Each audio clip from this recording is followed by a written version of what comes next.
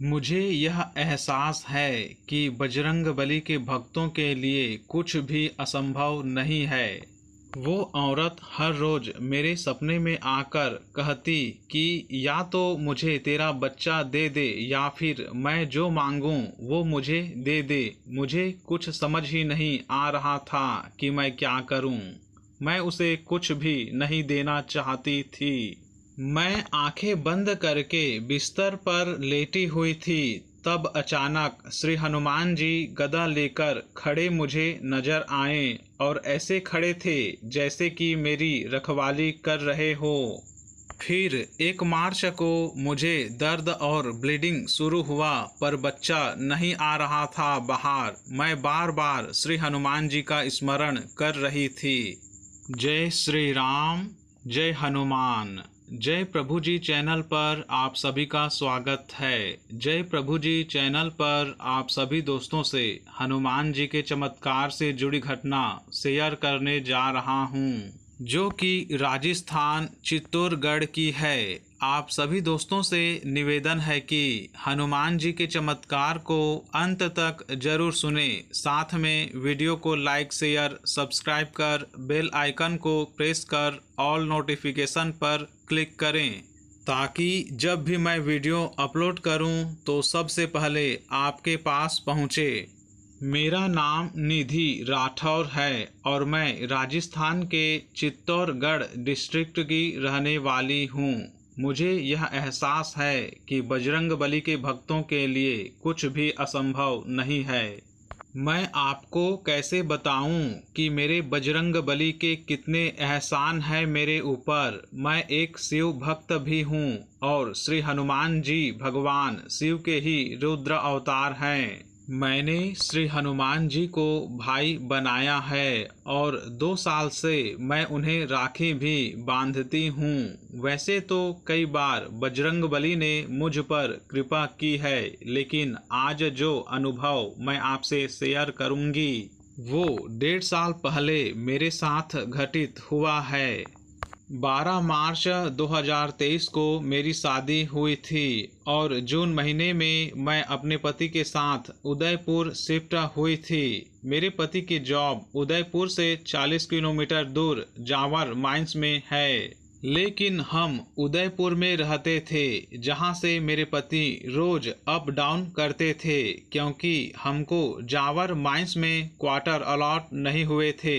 पर जिस मकान में हम रेंट पर रहते थे वहाँ की वाइब्स हमेशा बहुत अजीब सी लगती थी। मेरे पति को भी उस घर में अजीब सा लगता था, लेकिन हम उसको इग्नोर करते। और मेरे पति जब जॉब पे जाते या मेरे साथ भी रहते तब भी मुझे बार बार यही महसूस होता था कि उस घर में और भी कोई है या फिर मुझे कोई देख रहा है। फिर भी मैं इन सब को अपना वहम समझकर चुप रहती। फिर उस घर में 1 महीने बाद मैं प्रेग्नेंट हुई। मेरी तबीयत घर के बाहर तो ठीक रहती, पर घर के अंदर जाते ही मैं बीमार पड़ जाती। ऐसा 1 महीने तक चला और जब मैंने खाना पीना छोड़ दिया तो मैं मेरे ससुराल ना जाके मायके चली गई। मायके जाने के बाद कुछ दिन तो मैं ठीक रही, पर फिर से मैं बीमार रहने लगी। फिर नवरात्रि आई। मुझे रात को नींद आना, भूख लगना सब बंद हो गया और बस उल्टियाँ ही होती रहती। मैंने इलाज भी कराया लेकिन कोई फर्क नहीं पड़ा। फिर एक दिन एक औरत मेरे सपने में आई और मेरे ही परिवार की महिला का रूप लेके मुझसे कहती है कि बच्चे को नज़र लग गई है।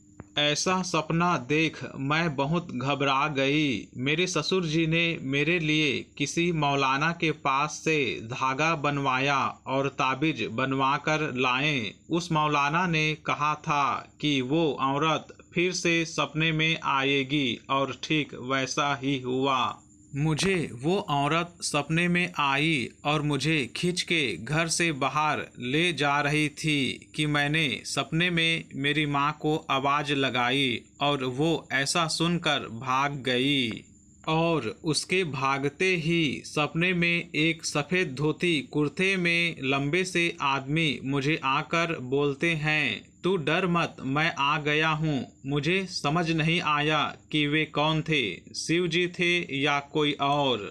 धीरे धीरे मेरी तबीयत सही होने लगी, पर वो औरत हर रोज मेरे सपने में आकर कहती कि या तो मुझे तेरा बच्चा दे दे या फिर मैं जो मांगूं वो मुझे दे दे। मुझे कुछ समझ ही नहीं आ रहा था कि मैं क्या करूं। मैं उसे कुछ भी नहीं देना चाहती थी। तब नवंबर 2023 में मेरे ससुर जी फिर से उस मौलाना के पास लेकर गए। तो मौलाना ने बताया कि आप जिस घर में रहते हैं वहाँ एक औरत मर गई थी जो अब आपके बच्चे के पीछे है। उन्होंने फिर से मेरे लिए तावीज बनाया, लेकिन वो तावीज किसी भी शराब पीने वाले के पास से गुजरने पर या सूतक में खुद ब खुद उतर जाता और फिर वो औरत सपने में आती और बच्चा मांगती। तभी उन दिनों में मैंने अपने बच्चे की सलामती प्रभु से मांगते हुए आने वाले मंगलवार से श्री हनुमान चालीसा का पाठ करना शुरू किया और दिन भर राम नाम जपती। फिर जब भी मुझे उस औरत के सपने आते और मैं जैसे ही श्री हनुमान जी का नाम जपती तो वो औरत मुझ पर गुस्सा करती और मुझे घर के बाहर बुलाती, क्योंकि घर के अंदर हमारे प्रभु जी हैं। वह मेरा घर में कुछ नहीं बिगाड़ पा रही थी।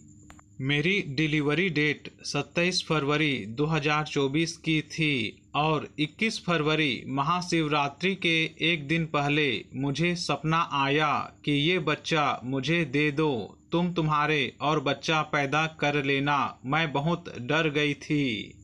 मैंने मेरे ससुर जी को कॉल करके सब बताया। उन्होंने कहा कि मौलाना से कोई फर्क नहीं पड़ा तो कुछ और करता हूँ। ये सब सुन के मैंने मेरे महादेव से प्रार्थना की कि कल महाशिवरात्रि है और कल ही उस औरत का काम तमाम कर दीजिए प्रभु जी।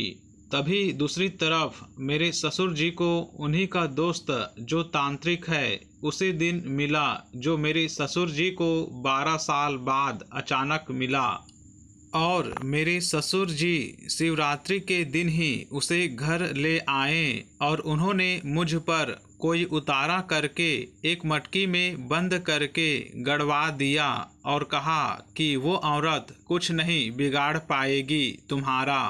तभी 27 फरवरी निकली और डिलीवरी नहीं हुई, पर 29 फरवरी की रात को जब मैं आंखें बंद करके बिस्तर पर लेटी हुई थी तब अचानक श्री हनुमान जी गदा लेकर खड़े मुझे नजर आए और ऐसे खड़े थे जैसे कि मेरी रखवाली कर रहे हो। फिर 1 मार्च को मुझे दर्द और ब्लीडिंग शुरू हुआ, पर बच्चा नहीं आ रहा था बाहर। मैं बार बार श्री हनुमान जी का स्मरण कर रही थी।